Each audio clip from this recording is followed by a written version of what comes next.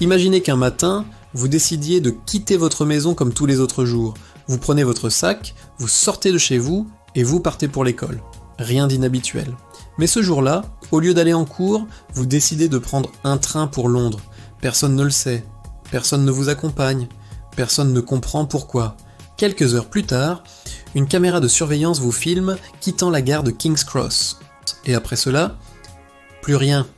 Aucune trace, aucun appel, aucun message, comme si vous aviez disparu de la surface de la Terre.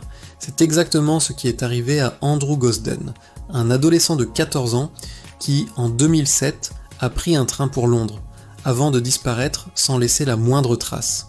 Et plus de 15 ans plus tard, personne ne sait toujours ce qui lui est arrivé. Le 14 septembre 2007, un adolescent britannique de 14 ans quitte tranquillement sa maison dans la ville de Doncaster, au nord de l'Angleterre. Pour sa famille, cette journée commence comme n'importe quelle autre. Andrew Gosden est un garçon discret, intelligent et très calme. Il aime la musique, les jeux vidéo et il obtient d'excellents résultats à l'école. Rien dans son comportement ne laisse penser qu'il prépare quelque chose d'inhabituel. Et pourtant, ce matin-là, Andrew va prendre une décision qui changera tout. Au lieu de se rendre à l'école, il va acheter un billet de train pour Londres. Quelques heures plus tard, une caméra de surveillance le filme quittant la gare de King's Cross. C'est la dernière fois que quelqu'un le verra avec certitude. Depuis ce jour, Andrew Gosden n'a jamais été retrouvé. Aucune trace, aucun message, aucune explication. Comment un adolescent peut-il disparaître en plein cœur de l'une des villes les plus surveillées d'Europe? Et surtout, pourquoi a-t-il décidé de partir ce jour-là? Andrew Gosden vit avec ses parents et sa sœur dans une maison tranquille à Doncaster. Ceux qui le connaissent le décrivent comme un garçon très intelligent, parfois réservé, mais parfaitement équilibré. Il fait partie des élèves brillants de son école et participe même à des programmes pour jeunes particulièrement doués. Ses enseignants n'ont jamais signalé de problème de comportement. Andrew n'est pas un adolescent rebelle, il ne fugue pas, ne pose pas de problème particulier à ses parents et ne semble pas vivre de conflit familial. Il mène une vie simple et plutôt calme. C'est justement ce qui rend sa disparition si étrange. Dans la plupart des affaires similaires, les enquêteurs découvrent rapidement des tensions, des disputes ou des événements qui expliquent un départ soudain. Mais dans le cas d'Andrew, rien ne semble indiquer qu'il voulait quitter sa vie. Et pourtant, le 14 septembre 2007, tout bascule. Ce matin-là, Andrew quitte sa maison, comme s'il allait à l'école. Mais après le départ de ses parents, il revient discrètement chez lui. Il retire son uniforme scolaire et met des vêtements plus décontractés. Puis, il dépose ses habits dans la machine à laver, comme s'il voulait effacer toute trace de cette journée inhabituelle. Ensuite, il prend son sac et quitte la maison une seconde fois. Avant de partir, il laisse derrière lui plusieurs objets importants, son passeport, son chargeur de téléphone et une grande partie de ses affaires. Cela donne l'impression qu'il ne prévoit pas de partir longtemps. Andrew se rend alors à la gare de Doncaster. Là, il retire environ 200 livres de son compte bancaire, puis il achète un billet de train. Destination ? Londres. Mais un détail intrigue encore aujourd'hui les enquêteurs. Andrew demande un billet simple, pas de retour. Le train quitte Doncaster en direction de la capitale britannique. Pour Andrew, ce trajet dure environ 2 heures. Pendant ce temps, rien ne semble anormal. Il n'est pas accompagné et personne ne signale de comportement étrange pendant le voyage. Londres est une destination fascinante pour beaucoup d'adolescents. Concerts, magasins, événements culturels, anonymat et liberté. Mais une question demeure. Pourquoi Andrew décide-t-il de faire ce voyage seul, en plein jour, sans prévenir personne? Avait-il un rendez-vous? Avait-il prévu de rencontrer quelqu'un? Ou cherchait-il simplement à vivre une aventure en solitaire? À ce moment-là, personne ne se doute encore que ce train transporte un adolescent qui s'apprête à disparaître. Le train arrive finalement à King's Cross, l'une des gares les plus fréquentées de Londres. Une caméra de surveillance capture Andrew quittant la gare. Sur les images, il marche calmement, sans paraître inquiet ni pressé. Il ne semble pas fuir, il ne semble pas perdu.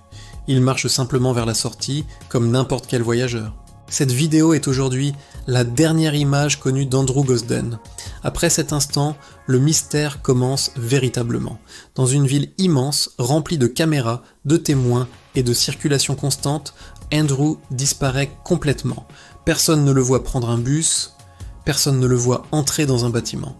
Personne ne le voit rejoindre quelqu'un, c'est comme s'il avait été avalé par la ville. Lorsque Andrew ne rentre pas chez lui le soir, sa famille commence à s'inquiéter. Très vite, les autorités sont alertées et une enquête est ouverte. Les policiers analysent les caméras de surveillance de la gare de Doncaster, puis celles de Londres. C'est ainsi qu'ils découvrent les images d'Andrew à King's Cross. Mais malgré des recherches intensives dans la capitale, les enquêteurs ne trouvent aucun autre indice, aucune activité bancaire, aucun appel téléphonique, aucune trace sur internet. Les semaines passent, puis les mois, mais le mystère reste entier. Avec le temps, plusieurs théories ont émergé. Certains pensent qu'Andrew avait prévu de rencontrer quelqu'un à Londres. Peut-être un contact rencontré en ligne, ou une personne qu'il connaissait déjà. D'autres pensent qu'il voulait simplement passer la journée dans la capitale avant de rentrer chez lui. Mais quelque chose aurait mal tourné après son arrivée. Une rencontre dangereuse, un accident ou une mauvaise décision aurait pu provoquer sa disparition. Une autre hypothèse évoque la possibilité d'une fugue volontaire. Mais cette idée soulève plusieurs problèmes. Andrew n'a emporté que peu d'argent et presque aucune affaire personnelle. Il semble difficile de construire une nouvelle vie avec si peu de ressources. Aujourd'hui encore, la disparition d'Andrew Gosden reste l'une des affaires les plus mystérieuses du Royaume-Uni.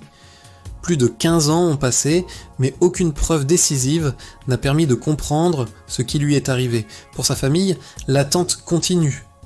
Ils espèrent toujours obtenir un jour une réponse, quelle qu'elle soit. Car le plus difficile dans une disparition n'est pas toujours la perte elle-même, c'est l'absence d'explication. Andrew Gosden est monté dans un train pour Londres, et depuis ce moment, son histoire s'est arrêtée. Mais les questions, elles, n'ont jamais cessé. Et peut-être que quelqu'un, quelque part, connaît la réponse. Peut-être qu'une personne a vu Andrew ce jour-là, sans savoir que ce moment deviendrait important. Peut-être qu'une pièce du puzzle existe encore quelque part. Car dans ce type d'affaires, il suffit parfois d'un seul détail pour faire basculer toute l'histoire. Et c'est aussi pour cela que ces mystères continuent de fasciner autant de personnes. Parce que tant que la vérité n'est pas connue, toutes les hypothèses restent possibles. Alors maintenant, j'aimerais vous poser une question. Selon vous, que s'est-il réellement passé avec Andrew Gosden ? Pensez-vous qu'il avait rendez-vous avec quelqu'un à Londres ? Ou pensez-vous qu'un événement imprévu s'est produit après son arrivée dans la capitale ? Dites-moi votre théorie dans les commentaires.